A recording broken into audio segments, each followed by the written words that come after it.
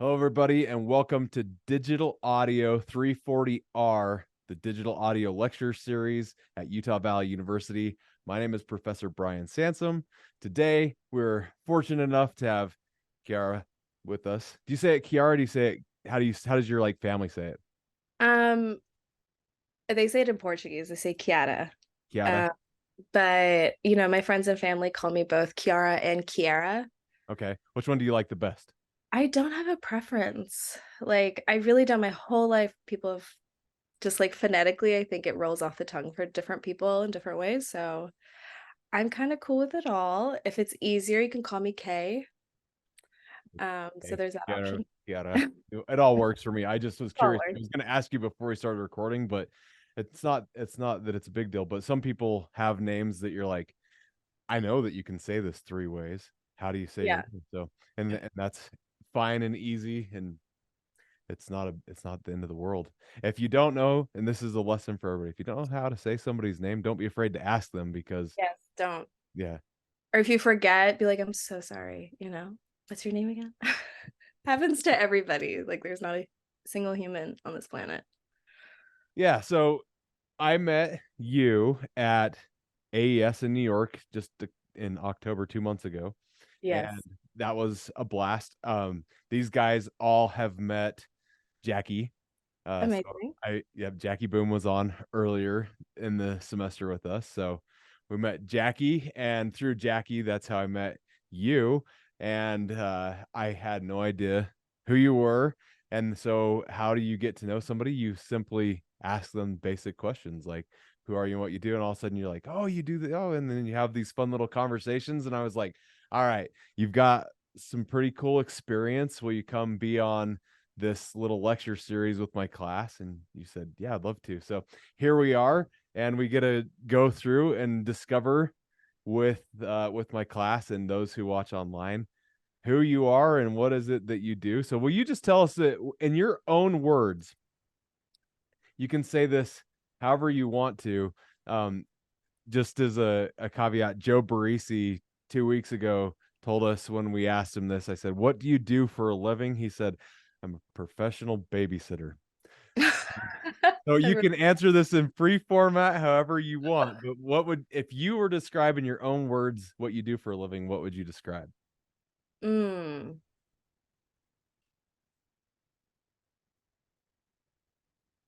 Oh, this is a good one. Babysitter sometimes, not full time. Vibe maker full time. Full-time vibe maker. Full time vibe maker. Um, yeah, I think I'm gonna go with that. I like it. I think Full-time it vibe maker. covers all bases. In this realm of work, there is no right or wrong answer because you can be a psychologist. You could be the person that walks in the room and you pick up on a groove and you're like, oh, have you thought about adding this, this, and this? And that could be your job. Or you could be the person that's like, I'm very analytical. All I do is set up microphones and record people. So, but I like the vibe maker. Yeah, vibe maker is for sure for me. So, with your vibe maker, how did you stumble into this career path? Like, what was it that got you interested in the audio world? So I only knew like audio, not music, but like audio, when I was in college. So I grew up with a musical family. All of my cousins, my aunts and uncles, everyone's some kind of musician, some kind of artist. So, music was very much prevalent in my life. It was a huge part of like family gatherings and just like day-to-day life. Um, when I went to university, I went to business school. I needed to find a creative outlet. So I started looking for studios that would take like apprentices or like interns because I just wanted to understand how a song went from like jamming and singing like musicians in a room to being like a full song that's on the radio. Um, so I stumbled upon this studio uh called After Hours Music. And you know, got along really well with the studio owner and the head engineer that runs that place. I started apprenticing for him, and one day, and that's kind of like how I got my foot wet. That was like my first time in a professional studio. That was my first time, you know, assisting in sessions. It was my first time, like, you know, seeing how a tape machine works, how Pro Tools works, what an EQ was, what a compressor was, like signal flow. I didn't know what any of this stuff was walking into the studio. I was just like, you know, I know how to play piano, I know how guitar strings work. That's about it. Like, I don't have much else experience other than that. Oh, and, you know, performing musical theater in school. Other than that, I had no experience whatsoever with like microphones or being recorded or any of that stuff. So going into the studio for the first time, was it a really intimidating experience for you? Was it like, I know some people would go in and just, I could tell you my first time going in the studio, like the first time I tried to record something, I heard the click in my head and I Mhm. just stood there and I looked through the glass at the engineer for like 15 minutes and I'm like, when do I start? And he's like, well, just start on the click. And I was like, well, when? You know, I had no idea what to do. I was more interested in what he was doing in there. And that was when the owner of the studio was like, you know what? Maybe you should go find somebody and bring them in and Mm. and see what's going on this side because I think that might be the better place for you to start. What was it like starting for you? You just walked in looking for something. Yeah, and I didn't know what I was looking for. So I guess with that, I was just kind of like, I was always a good student. So like the engineer that was there, Hal, he ended up giving me like booklets and worksheets and things to kind of work through and learn. Um, and then it wasn't an intimidating experience for me, but I was very shy because I was like unfamiliar territory. You hear all these crazy stories of people getting taken advantage of. And so like I was cautious, but I wasn't intimidated. It did feel like a safe space for me. Like as soon as I walked in, I felt comfortable in the studio. So I guess that answers that question. I mean, I there were other intimidating moments along the way in my Right. journey, but not like first walking in, which was nice. Yeah, no, I mean mine was at my uncle's house and I still felt intimidated because I was just like, what is all this stuff? Right. Yeah. I mean, I wanted to play this song and I wanted to record it and I knew that I could do that, but still the click in the head, that was so foreign to me. I was like, what am I supposed to do? So that's kind of fun. And I'm glad that your experience was good. But I think all these guys can relate to that because some of these people they're in like their second third semester here at school and so walking into the studio for the first time that's fresh in their mind so Yeah, it can be fresh and like, you know, depending on the circumstances around like, you know, what you're doing at the studio, it can definitely be like intense, like stakes can get really high real quick. Um, but like, you know, if you guys are learning in like a safe environment, like a university, that's great. You know, it's like the place to mess up. That's what I tell artists too all the time. And they like get a little scared or like a little nervous. I'm like, look, this is the place we get to mess up. Like, this is the place we get to be creative. This is the place we get to experiment things that no one else gets to hear but us. So, like, you know, you yeah get to, no I love that I tell my students all the time I'm like if you guys are going to fail let's fail together in here yeah. because when you get out in the professional world sometimes that failure it costs money it costs reputation but if they fail in a safe place to fail like you said who's going to hear it Who's gonna hear it? And ultimately, who is you create like a bond when you fail together. Like I was hearing someone talk the other day. Who was it? I think it might have been like Amy Palmer.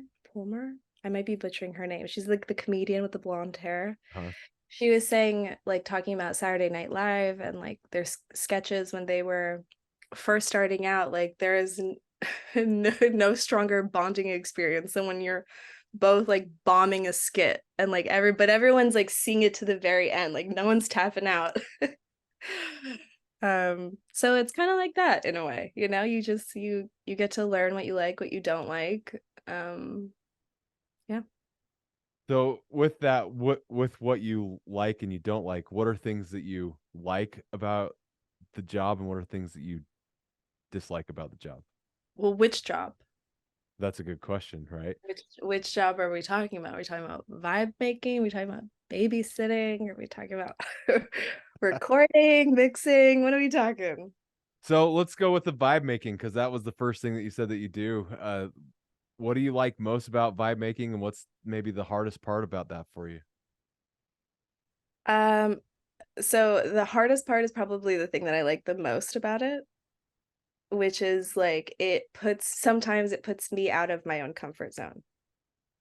So I'm by nature a very quiet person. I'm not super extroverted unless I'm with like people that I'm very comfortable with. So sometimes when people come in, you know, you gotta create the vibe. So depending on what that is, kind of can be fun and can be challenging for me at the same time. Yeah. So But how? it's like going out, sorry to interrupt you, but it's Oh, like go ahead. going out with friends and you might not be fully motivated to go out with friends, but then like you get out and you're like, wait, I actually like I'm glad I came out. Sometimes it's kind of like that in a way. Yeah. No, I fully understand that. Like a lot of the people on this call, I would describe as very introverted people. I don't feel like I'm an introverted person. I grew up with different circumstances where I was on sports teams. I was called to be the captain of sports team. So like being in front of people and doing stuff was just always kind of what I do, but I do get shy when it comes to performing. So Mhm. I understand that aspect of it, but Yeah. you're kind of the flip of that where you bring out the extrovert to perform. Yeah, because it's like sometimes people need it. Like coming in, they need like a little boost because they want to be there, but you know, life happens, like things come up, and so that can sometimes fuel the creativity and sometimes it can interrupt it. So, you know, sometimes being as an engineer, you're the only other person in the room with the artist sometimes, or with the musician. Sometimes the producer, the songwriter, manager, like all the other people that are part of the team aren't there. So you have to be a psychologist in a way because you got to be able to read people well and like kind of figure out what they need in that moment if they can't communicate it to you. So whether that be like a fun party vibe, whether that be like something mellow, more like not meditative, but just like something more calm, more soothing because they like something happened crazy, they got to calm down. You know, like all kinds of things happen. Yeah, So for sure. Yeah. What about some of the other things that you do? Like when you are engineering, what are some of the things that you love most about that? And what are some of the things that are, again, like maybe your least favorite aspect? As an engineer, I really love collaborating. It's my favorite part of this whole thing. Feeling like seeing something go from nothing to something and being in the room with other people and like exchanging ideas or improving upon them together is a feeling that gives me great satisfaction. Um, the parts that I maybe don't love so much, um, I guess like I don't love the kinds of sessions where I'm working with somebody that doesn't believe in themselves. They don't know why they're doing it. They're just doing it to do it. Um, the reason I say that is not to talk about the person or the artist or the musician, but more so because in those sessions, those are the sessions where you're recording something like 20, 50, 100 times over, and it's just like not the take. It's the thing that you're just like, the person doesn't even want to be there anymore. They're not like, they're shut off to collaborating. They just want to like be in their zone. Like it's an energy thing. That's maybe one thing that I don't love, like while I'm in the engineering role. Another part of the job that I don't love is the business. I don't love it.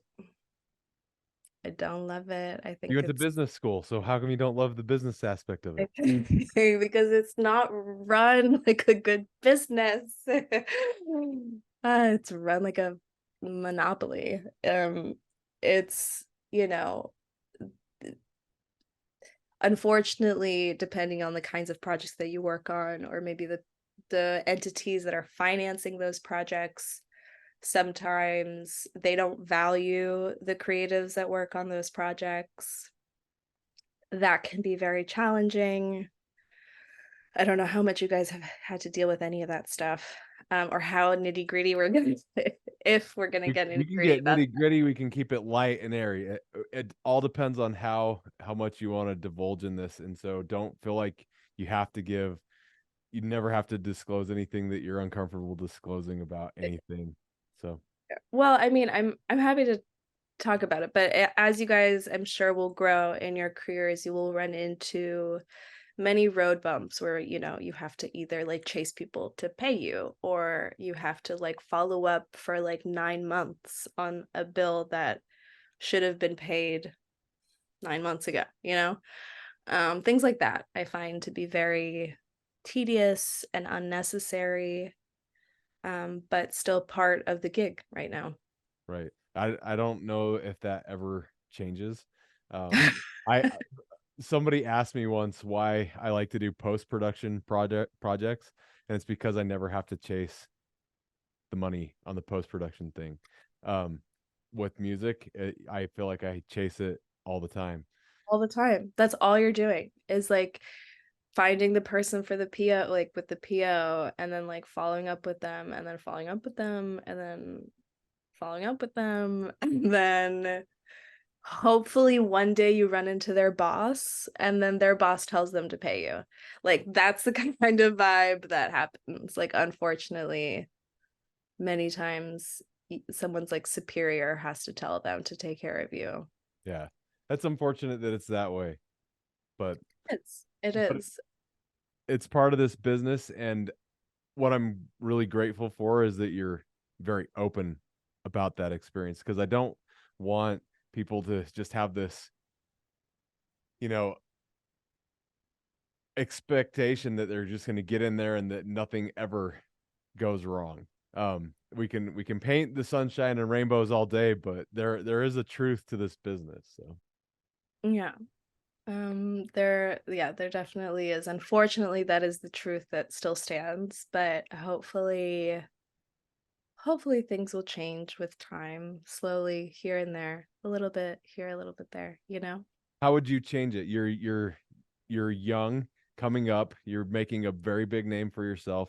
How would you change things if you could get in and change the business? If I could change, I mean, like restructure it. Yeah. You came from a business school, so I'm interested to, Oh, the like, pressure. now we got this huge assignment. I know. Now I feel like, oh, hello. Um, Let me think. How would I restructure? Well, um, first and foremost, I'd probably like address the split sheet situation and like points for a song or a record. There are too many A&Rs and record labels that own way too much of things they have nothing to do with. All they did was put money behind it, and they are still making money from it today. I understand that in a sense of like an investment, right? Like you invest in a business, in a building, and you receive like residual income from those investments for years to come.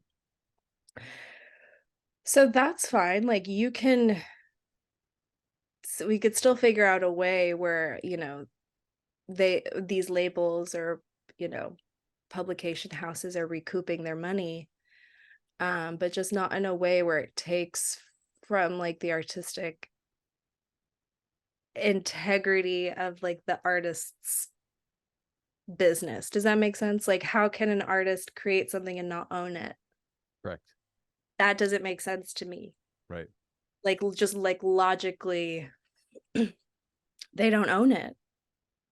But like that piece of work wouldn't have existed if both parties weren't involved, right? If sometimes like the label puts the artist in the position to create that music. In other words, they might not have made that song. Right. But vice versa, that song would have never been created had that artist not existed. Right. Or a songwriter or producers or teams of people. I mean, like it's not just like one person. Oftentimes these business deals have like more than 20 people on this list, right? Like you have at least 4 different songwriters, you have 1 to 2 to 10 producers. The list goes on.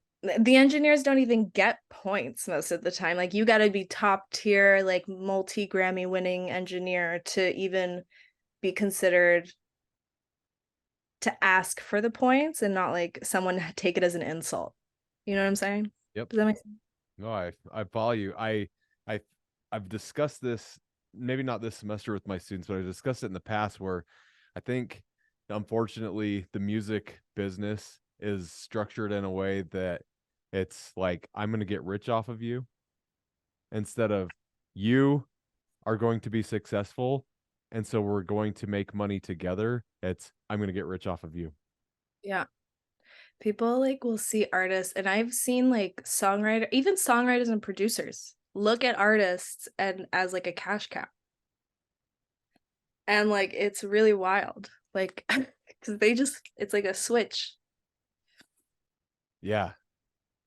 No, I've watched it. I've seen it. I totally agree. And I've like, man, I think about this a lot, and not to get too philosophical, but I do feel like how could we change this so that it is we make money together, right? That because I feel like that's how it should be. Like I'm doing my job, you're doing your job, so we should both be in a position to find success doing what we're passionate about. Yeah, and what we do. And like even like the education of like young music creatives, excuse me, early on, I think would make a huge impact too.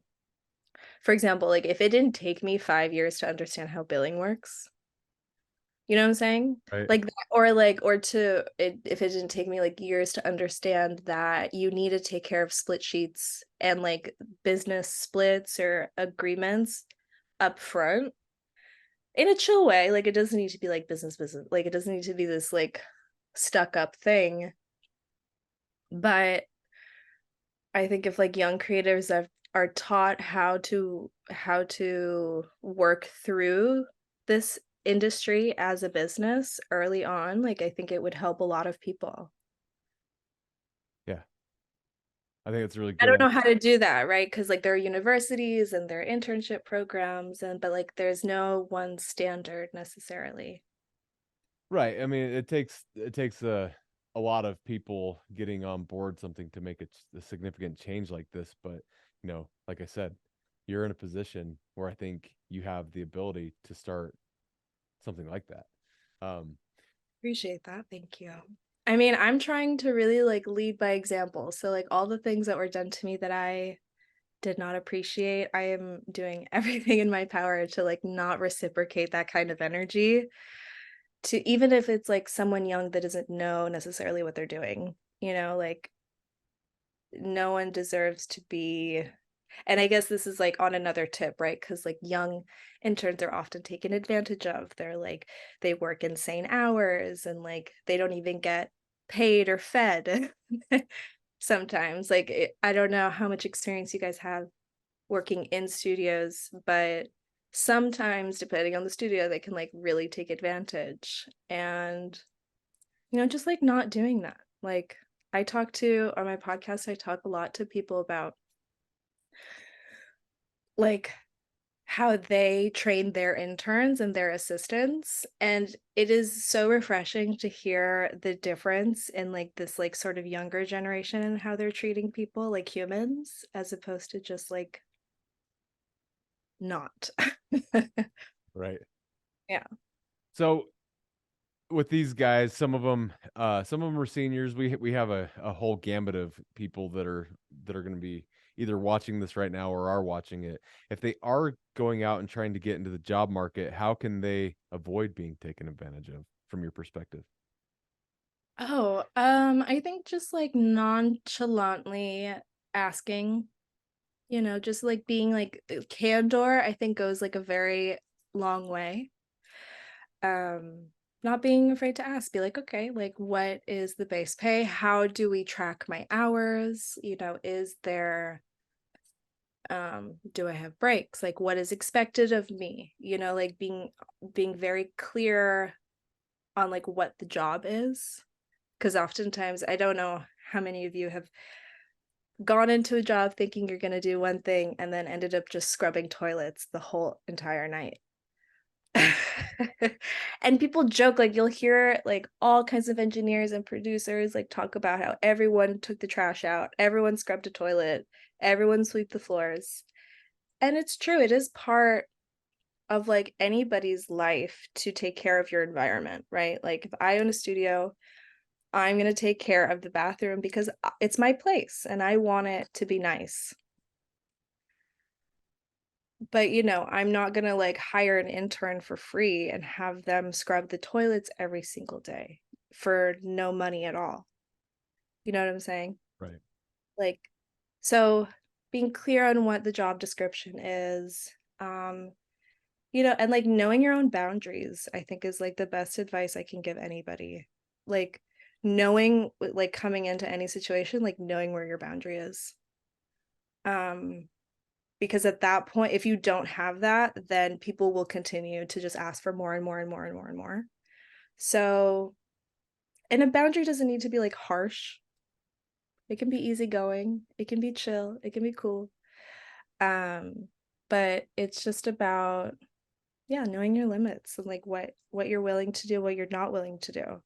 I Yeah. think it's the I best mean, advice you can give anybody. this doesn't only happen in this business. I worked in finance before. Um, and my students probably don't even know this, but I remember there was a point where I was making a pretty significant amount of money in finance. And then the guy who owned the company decided to go have an affair with the person who was cleaning the office. And his wife obviously didn't like that. And so all of a sudden it became my responsibility to clean the office. Yes. And I didn't get a lunch break because of that. And I thought that was pretty messed up. So Wait, so sorry. So you had to do her job because she was too busy with him? yeah. So so I mean, just to put something into perspective, at what point do you say, you know what? This was never agreed to in my job description. It's not I'm not the one who's out there fooling around and not being loyal to my wife. So why am I the one that's getting punished because you can't be truthful and Right. honest? And I went in and had that conversation. It was a hard conversation. I just said, I don't feel like I'm being treated fairly because I'm not getting compensated anything different than I was before, and now I'm losing out on my lunch break so that because because of this situation. I didn't end up working there for very much longer. Um I knew that I wasn't going to have a very uh healthy supported career in the financial world, and I knew I needed to change paths. That's what got me into this. And people are like, well, you don't make very much money compared to what you used to make. And I said, nah, but I feel like what I do is honest, and I'm happy at the end of the day. I'm much more happy with what I do now than what I did back then. And I think there's a lot to that. You've said a very similar thing in how you're treating other people, right? If you if you're treating other people and you can feel like I want like honor towards how you're treating the people that are you're teaching, then you're much more satisfied with the result at the end of the day, because you're not just throwing somebody under the bus. No, and I think like I feel good when I treat other people well in general, not just in work, but like with my family, with my friends. Like I value relationships. So why would I not try and treat someone who's helping me, complete a task or, help me do this one thing that's going to bring me further along in my dream? Like, why would I not treat them well if they're helping take care of the things that I want or that I need to do or, this project? There are many people that spend years and years and years dealing with similar things that you dealt with or that I've dealt with or that millions of other people have dealt with because they see like, okay, maybe if I put up with this for this much time, I can get to that goal that I want. And that happens sometimes. It's happened to many people where they like put up with the try not to curse. Yeah, if you want to. Where they deal with the stuff that's just, not the things that they want to be doing. Um for like a long-term goal or accomplishment, or like they're waiting for someone to walk into the door, they're waiting for that opportunity for them to like be in that seat, and that happens. It's how it used to happen. I think that's why it became the norm. Right. But no, I feel much better when I treat the people around me better than I was treated. Like, you guys don't even know. You're changing the dichotomy, right? If it takes one person to start a movement, and because if that person understands, like, I was treated like crap in this role, but I'm not treating you like crap, then that gets spread along. I think that's why um people just put up with it, because like you said, oh well, maybe if I just hang out this much longer within this situation, things are going to do this. But what happens when it doesn't? Right. That you have to be okay. You have to be making that decision. You have to be okay with it not happening, Right. potentially, because like it might not. And if it doesn't happen, you brought it up earlier. You said knowing your boundaries. How do you know and define your boundaries within this type of framework? Because at what point is the success not worth your own personal character and dignity? Well, to each their own, right? Like there are all kinds of different boundaries that people push in this industry. All kinds. So I think that that's a very individual, like personal question. I can't necessarily tell any of you guys like, how to figure out your boundaries. Like oftentimes like for me, I have found some boundaries by reaching them. Not because I knew that they existed ahead of time, but because I got there and I was like, I just can't. Like, this is my limit. Like, I can deal with so much up until right now. Right here is like where I say no. Right. So sometimes you don't even know until you reach there, but at least like having an idea of like, having an idea is always good, at least. Right. And I think that goes also back to what you said earlier, and talk it out up front, right? Yeah. Because if you understand certain things, then boundaries are less likely to get pushed. Right. Like one thing I really appreciate. So after I worked at that studio that I mentioned to you guys, I soon after met my now lifelong friend and mentor. Um, and he up front was like, I appreciated how he explained this to me. I didn't even like conceptualize that our conversation was serving as an interview when we were talking. But it ended up becoming my interview. And at the end, he was like, look, if you want to come hang out, you're more than welcome to come learn. This can be like your sandbox, your playground. But I'm just going to ask for you to do like a couple of things to help out. So taking the trash out at the end of the night, sweeping the floors. And like me knowing nothing, I was like, to be in this studio, like absolutely. I don't belong here. But if like taking out the trash and sweeping the floor is what I got to do to like be welcome here for a little bit until I figure out how to use all these buttons, I'm going to do that. And so I did. Um and that ended up leading me down a career path. Right. But I got really lucky with someone that was like nice, that didn't try and like, you know, hurt me or take advantage of me in that way. We've definitely had our little road bumps together, but like any relationship does, you know, with any mentor, any teacher, um, you kind of like learn how to communicate and navigate better. And that way you both grow. But going back, because I think I lost myself a little bit in this little story. I didn't know what my boundary was, but I was totally fine with that in the beginning. As things grew, as more responsibilities came along, I was like, okay, doing this stuff like taking out the trash, sweeping the floors, I'm not doing that as much because other things take priority now. So now a boundary that wasn't there is now there because I have to prioritize my energy because I'm doing more things. So Right. as you grow, you form different boundaries. Things shift and change all, you know, all these things are always changing. Just pay attention to them, like spend time with yourself, figure out as each day comes what you want to make of each day, each project. I guess like that's some advice I could give.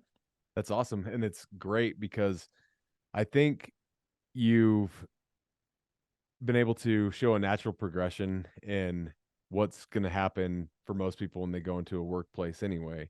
You are, maybe it's not as black and white as some jobs where it's like, okay, well, now you've moved into this job and now you've moved into this job and we're promoting you. And there's this, and Right. sometimes it's just like, hey, can you do this? And all of a sudden you're like, oh, well, now I am pushing that button and that I didn't know how to do that before. And it's like, hey, I'm relying on you a little bit more. So that's when you can say, hey, I've kind of moved into this new position. Can we renegotiate what I'm doing? Because if I'm doing these other things and this, you, like you said, I don't have as much time to focus on what I'm supposed to be doing or what you've asked me to do. So it's a very natural progression of what, but it doesn't happen as much in this industry where it's like, okay, you're that guy, okay, you're that person, okay, now you're this. It's just like, oh, you are. Yeah, and you'll go from like, you know, this career path is like it's a little twisted. Like you can go, and artists talk about this too, like you go from like performing in front of like hundreds of thousands of people to like being totally alone at night, and like that sort of two extremes can uh can be a little challenging to deal with. um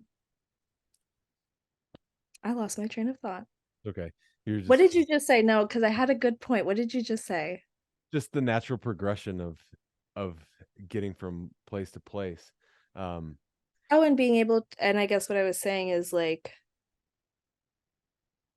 I guess I don't know what I was saying, but I was, oh, is like you can go from like one day like recording like your most favorite artist, musician, songwriter to like the next day just be, you know, dealing with wires or like cleaning up dust from underneath a console for a week, you know, like there is this very big extreme that is just part of the gig sometimes. And that's okay. Cause it's like even though you are growing and like you're getting to work with, it's like you still have to make sure your room works. You right. know, it's your room, so you got to take care of it, kind of thing. Yeah, so one day you're under the desk getting dirty and the next day you're recording an amazing performance, but that doesn't make every single day glamorous by any stretch of the By any means, yeah, you can go from like a room like in your house to like a $5 million studio, back to the room in your house, and you're just like, what happened? Where am I? Why am I why am I not back in the other place? and we all want to sit in front of that big console every single day, but it's not happening as much for people anymore. There are some days, like you said, some days you just take it back home to your bedroom and Yeah. record vocals in your bedroom. And a lot of studios now don't have consoles. I mean, I think it depends on the city that you're in, very much.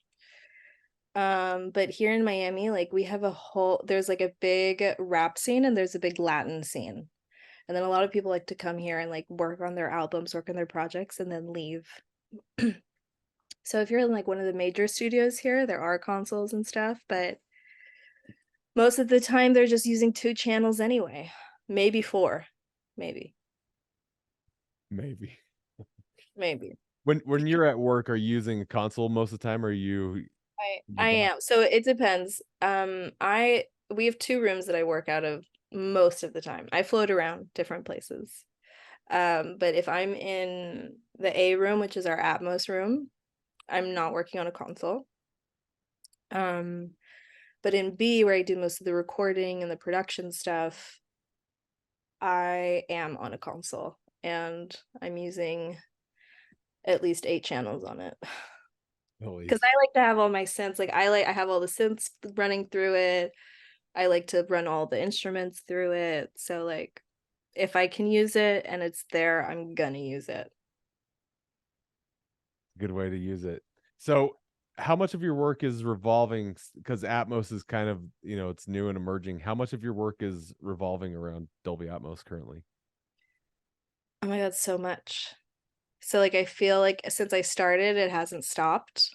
I started in 2020 in the like middle of the pandemic. We built the room and I started learning how to use Dolby and I just haven't stopped. Like I go from that to recording to mixing to then Atmos. Like it's just constantly a revolving,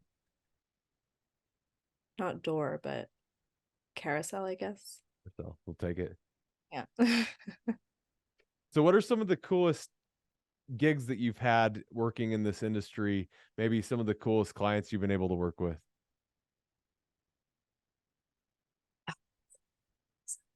I've been very privileged to work on music that I really enjoy and people that I enjoy working with.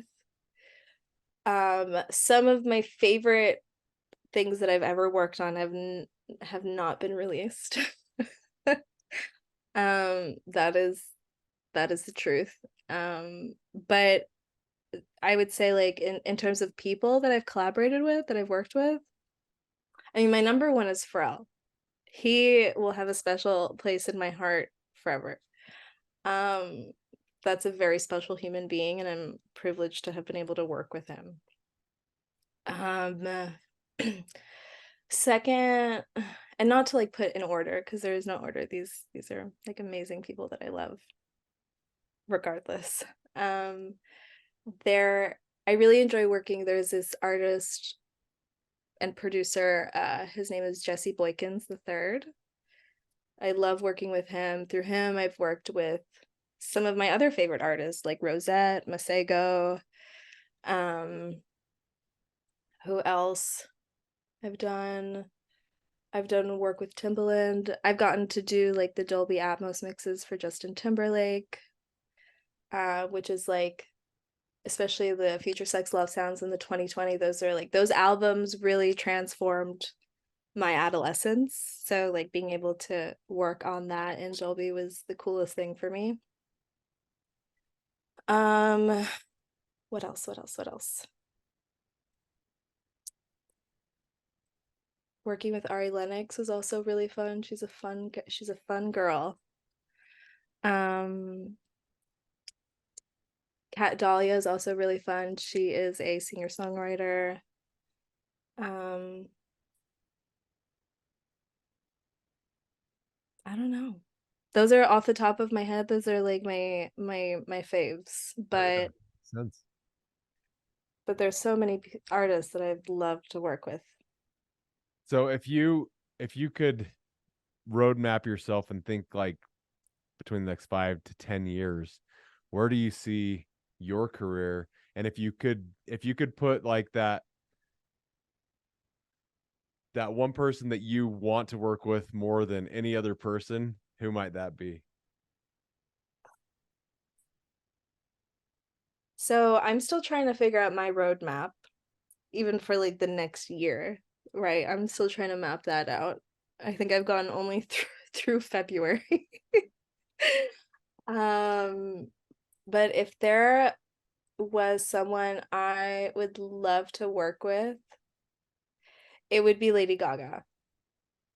She is like someone that I've always like been a fan of, and I think she would also like love having a female engineer if she hasn't already worked with one. I think she would love it.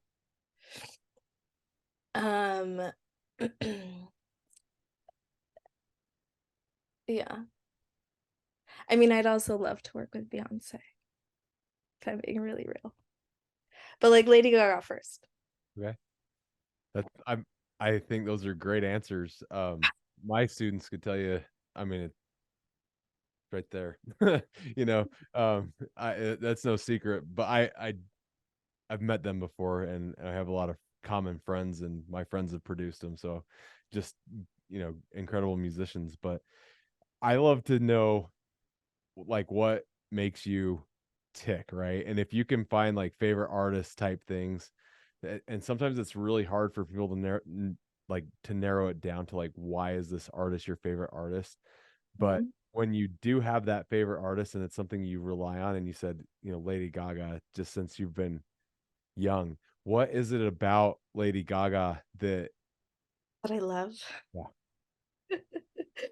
yeah, She is just like she is a whole fucking artist. Like she is like the whole thing. Like she'll do all of it.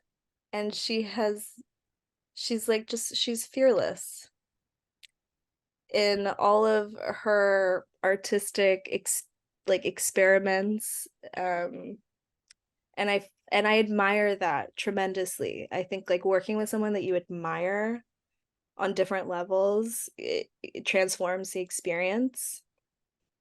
She's just like so incredibly talented musically, vocally, lyrically, and just like as an artist, even as like a performative artist, like she's so I think she would even push me to do things that I've probably never tried before too, like I think it would be like a really fun experimental session is what I imagine working with her can be like.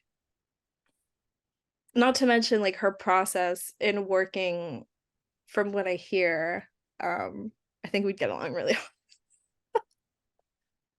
I think that's great. And I think Yeah. it's great. I think that it's great that,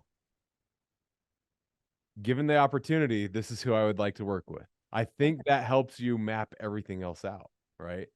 Yeah. You don't know where you're going beyond February, but if you can put that out there, But if I could put that make to the steps, universe, listen, hear me. yeah, but you can make the steps backwards from that. There are ways to, like, who could I work with that would get me this, to this point, to this point, to this point, to where now this is within that creative path. And I say that because you guys, my students here, you all have to do that same thing. We show you a target, and sometimes that target, it seems it's like the top of the mountains that we can see outside of the windows here. We have mountains, and how do you get to the top of that mountain? Well, you don't just land on top of the mountain. There's steps that you have to take, and each step represents another trial, another potential failure, another session that you might be giggling with the person because you've both done something that seems outlandish that somehow worked. And sometimes you do something that is outlandish and you're like, yeah, we're never going to do that again because it was the utter failure, but nobody ever has to see this, right? And that I figured out pretty fast when I met you that you had a very fearless vibe about you. Like, people walked up to you and talked to you and you're just like, yeah, whatever. And it was really cool to see, because I watch a lot of people, like, at these shows, they'll put on this new face when somebody approaches them and like, yes, this is who I am, and then they snap out of it when they walk away, and you were just like, even kilter. And I think that's Well, I really appreciate that and who you are. And that means I think that what those goals that you have are achievable. thank you. Yeah, I think like for some people that like putting on a facade, I think helps them feel more confident. Um, but I think working with Jimmy for so many years, it's like you just, I don't know. I think he's rubbed off a little bit on me. If I'm being honest, he's just like a straight shooter. He cares, but he does not care. Um, so I think I attribute some of that to him. But You thank you. you become the sum of the six people you hang out with the most, right? Five or six people you hang out with most. And if you're working with him all the time, you're going to develop some of those personality traits that he has. And that confidence is definitely there. You're just like, yep, I'm here. We're gonna do this. So and Yeah. that's what I like. I do. And Jackie has that same thing where she's just a firecracker and she's just telling Yeah. people we're gonna, and it's like, all right. The next thing you know, we're at a studio party and I'm like, man, I should be in bed, but I'm glad that I came to the studio party. And I don't know how I got talked into it, but Yeah, I think she's great at that too. Like at any moment she could just jump in. I think like when you reach a point and like you can walk into a room and like figure out to do no matter what to do no matter the situation. Um and once you walk in a room and like you have a good sense of who you are, those two things combined um make for a very confident person. I think that right there's your mic drop on this interview, right? That's like sum all this up. I like it. Okay. I think it's great. I think that the steps that you've been very vulnerable and sharing with us have been really transformative for these guys to hear. Um, and for again those who are going to watch this later, I record and stick it up on YouTube and people go watch it. But um, what is if you had one bit of advice to give students, people coming up through this industry right now that you wish you would have known coming into it, what's a little bit of advice that you could give and share? In any capacity Any capacity. in this industry? Mm. Can I give two? Go for it. Learn how to read a room is like one of the most important skills I can like tell anybody to have. Um and and in a more technical way, like this is a less like people person thing, but more of like a technical piece of advice is like understand signal flow. Not what it's supposed to be, but just like what it is. Because if you know that, then you can walk into any room and either read the room, technically, uh, or you can reroute the room to be what you need it to be. So you can do your thing to the best of your abilities. When you can't follow signal flow, to put very harshly in how it's been put to me, like you kind of become useless.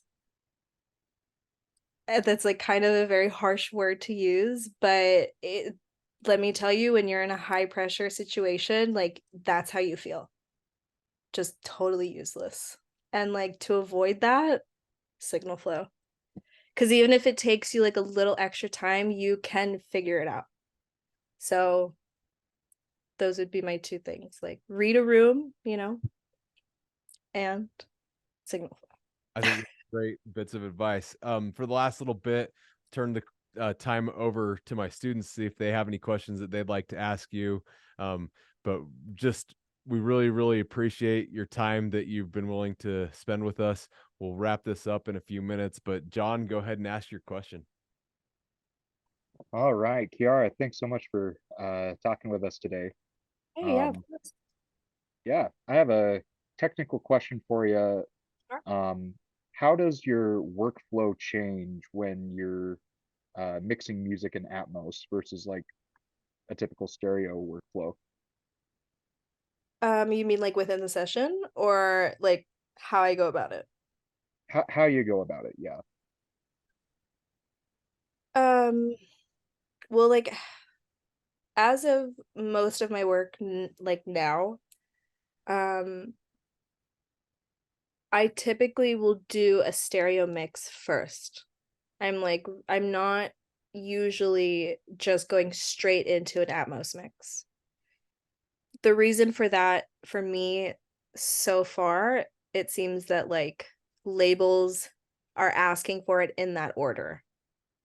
So because that's how they are requesting, that's how like I have flowed. I've like suggested ahead of time and we've agreed that there will be an Atmos mix if I do a stereo one. Um, but most of the time the stereo is approved first and then you have to do the Atmos to match it. So most of the time like you're working in Atmos with stems anyway. So it's like there are mixing components because once you start pulling things apart in Atmos, things start to sound different.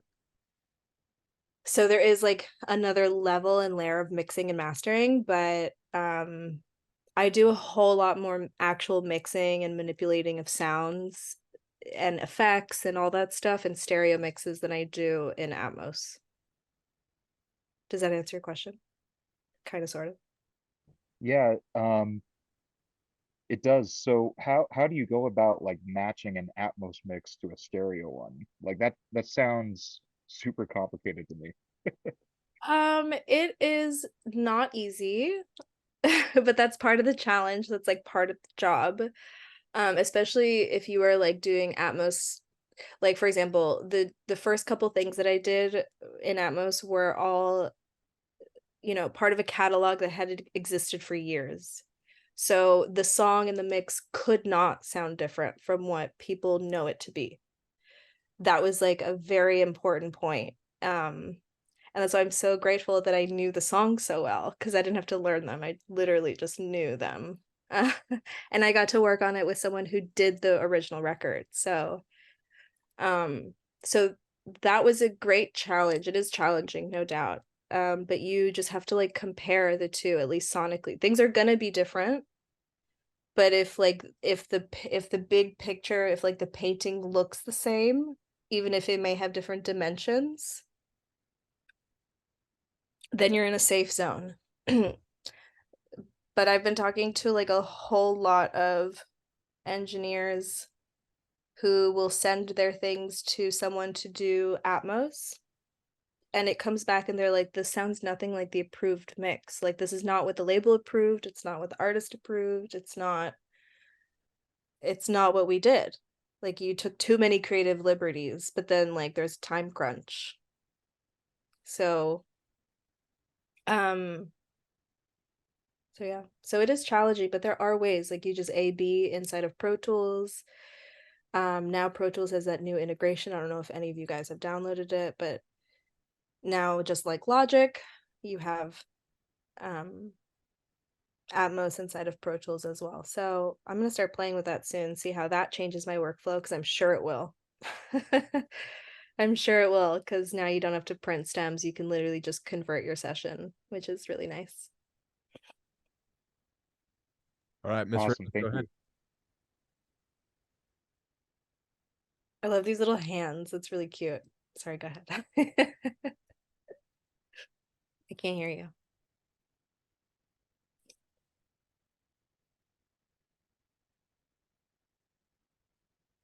The fun technical side. Oh, sorry, can you hear me now? But yeah, we got you now. Okay. So my question is, also nice to meet you. Um, so in this industry that's like predominantly male, how do you find grounding, or what are some things you've found helpful in dealing with differences? In dealing with all the male energy around me. Yeah. I just come like extra heavy with the female energy. Okay. I love that. I mean, and mind you, I've spent most of my life like around men. Like my dad worked for sports teams, so like there was always like lots of mechanics and like dudes around me growing up. Like I was always in garages and things like that. So I've always been comfortable around like pretty much anybody. But you know, sometimes if there's too much male energy, I counter that by being like, you know, extra me that day, whatever that may mean. You know, or like spending time in nature and like away from men sometimes helps. Sorry, guys, but it's just the truth. Sometimes we need a little break, a little breaky break. Thank you. I'm glad that you brought that up because this is a very male, unfortunately, male dominated industry. But I love the fact that it's changing. When I started teaching 13 years ago, I'd have 0 female students. We are starting to get to where, I mean, it's still low numbers compared to the male, but we're getting more and more showing up in classes. And I really like that it's not copy paste, copy paste, copy paste, copy paste, copy paste. You know, we're getting more diversity. I think it's great. You guys lead out. Yeah, I think it's necessary. Like if you watch like any like of the musical documentaries that are out there, there is always at least one woman in the studio that is making the whole difference in the house. Like any of them. I'm serious. You watch them. They all mention at least like one woman, whether she's an engineer or a manager or a producer. So we have been in this space, but I think it's really cool that we're making active efforts to diversify. Though I think sometimes our methods are a little bit not the greatest. I think it's still good to have like the initiative, to have the awareness, to like be promoting for just like diversity, because it's important in any room to have like diverse opinions, diverse points of views. It's important. Yeah. Travis, go ahead. Hello. Anytime I see the hand, I'm just gonna be like, hello. Sorry, I had to ask my buddy to pause this podcast. So kind of following up with that, what are things that you would like to see in the industry from your male counterparts, or things that you have seen that like where men in this industry can support the women, the other female coworkers? Just because I want to make sure that I'm doing that and that I can be welcoming and create a good environment. So I would like to hear your opinion on that. sure, well, thank you. You know, it's really interesting. Most of the opportunities that have come from in my life have come from men. I have had more support from the male community than I have had from the female community in music, which is unfortunate, but true. And that's just been my experience. Like there are many other women that will probably say differently, but like most of the chances I've had and opportunities I've had have come from men. So I'm grateful to that. I think like honestly just like looking out for your female counterparts the same way you would look out for your male counterparts is like just having someone's back is I think like the best thing you could do for them, no matter the situation. Especially if they're like on your team or if you guys are like working in the same space together, that would probably be you know, without getting like specific about specific opportunities or specific situations, just like as a general thing, is just like just have the back of the people that are helping you and working with you. Awesome. Thank you so much. It's a great rule in life in general. Yeah, just like look out, whether it be like, you know, financially or just like in interactions or making sure that like for example, something that Jimmy has always done for me that I really appreciate is like he has always made sure that there's like another body in the building with me. If like I'm with a new client or with like a big group of people that I don't know and it's like me and like 12 dudes, he will always like make sure that there's someone in the house so that like in case something crazy happens, I'm not alone. So like things like that, or you know, making sure that like there's like security around the building or something, you know, just like because I leave really late, sometimes later than he does. So things like that have like given me a sense of like security, at least physical security. Yeah. I got one more question for you. How do you promote your own good work-life balance? How do I promote it? Like what do you do to take care of yourself when you're not at work? So this is like, I mean, this is the seesaw, I think, for anybody, right? Like you go through different phases where you are maybe a little bit more balanced than not. What do? I exercise because sitting in a chair in a room, and I go outside a lot because sitting in a chair in a room that has no windows is not good for anybody. You know, if like the only like UV rays you're getting are from your computer screen, like you have a problem and a vitamin D deficiency and you need to go outside. um I do that. I do a lot of yoga, I do a lot of exercise. I spend time with friends, I travel, I hang out with my cat. Um, you know, that kind of stuff. Yeah. Like I like to like leave the studio to live. Um, like have a life outside of my work. There were many years where I did not, and that was cool for that time period because it's what I needed and it was like an intentional incubation period, but you know, it's important to like live life because that's what fuels your creativity most of the time. It fuels your art, it fuels what you want to talk about, what you want to sing about, what you want to play about. It gives you a perspective on life. Speaking of my cat, she's gonna make a little cameo right now. um yeah, I think it's important to like get out there and live and see sunshine. That's how I promote work-life balance. Um especially like after like a 5-day binge, like sometimes you need just 2 days to sleep. And like people with 9 to 5 jobs don't get that, and that's okay. They don't need to. But but you need sleep. Like we need sleep and we need food and we need sunlight to function properly. So like making sure that I eat is also like a huge one. Oh, that's another thing you can do for anybody on your team is make sure they're fed. That's like so serious, whether a female or male or however they identify, feed them. Make sure they're, or at least make sure they're fed.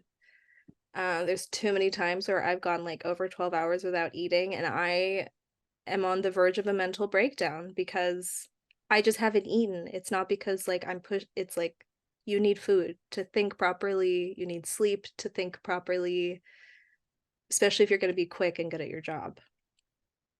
So, Awesome. Appreciate all the answers all the time. This has been fun. What's your podcast if we want to go check that out? well, it's not out yet. It's not out yet. And I can't give out the name just yet. I have not gotten the okay from legal, but I will hopefully be posting about it in the next 2 weeks. Okay. So if you guys want to follow me, I will be posting about it on my IG. It's Say It's K, SAYITSK. That's my Instagram. If you guys want to reach out, DM me, email me, any questions, I'm available. I'm here. You know, you can reach out if you guys think of any other questions later on in life. Appreciate it. If you ever decide to come out here to Utah, let us know. We'll give you a Right. tour of this school and studio here. We'll take you up in the mountains and let you experience some of our greatest snow on earth. I would love that. That would be amazing. I will definitely let you know when I'm in Utah. Okay. And hopefully we'll be crossing paths soon. Do you happen to be going to NAM? Yeah, I'll be at NAM. All right. Well, I will see you at NAM. I'll be with the Mog Audio group. Oh, that's right, because you work with. Yeah, they're across the freeway, so I can go over and hang out with them whenever I want to. So That's awesome. yeah, Well, then I'll see you at NAM. Is anyone else going to NAM? Do we know what that is? I think they've heard me talk about it plenty. Oh, they have. I talk Okay. about it all the time, In, but in, in case you guys don't know, NAM is, I don't even know what that. National Association of Music Merchants. Thank you. And it's this massive convention in Anaheim, and they just like showcase all their stuff, the latest. They have a bunch of panelists, they have booths. It's like it's pretty Concert cool. going on constantly. Constantly, lots of instruments, lots of musicians, lots of like there is merchants for anything in music you could think of. They are there. Broadcasting, live stuff, recording stuff, post-production, like all that. They're there. It gets a little crazy. It's like having, 77 guitar centers on a Saturday morning all jammed together. But that's okay. You learn the places that you don't want to be if you don't want to be too overwhelmed in the sound. NAM's a fun time though, so you guys should go check it out. Thank you again for being on this with us. It's been fun to learn more about your path and how you've gotten to where you're at. Look forward to conversing with you again soon. And Thank you for having me. This has been great. Thank you. absolutely. It's great to meet you guys.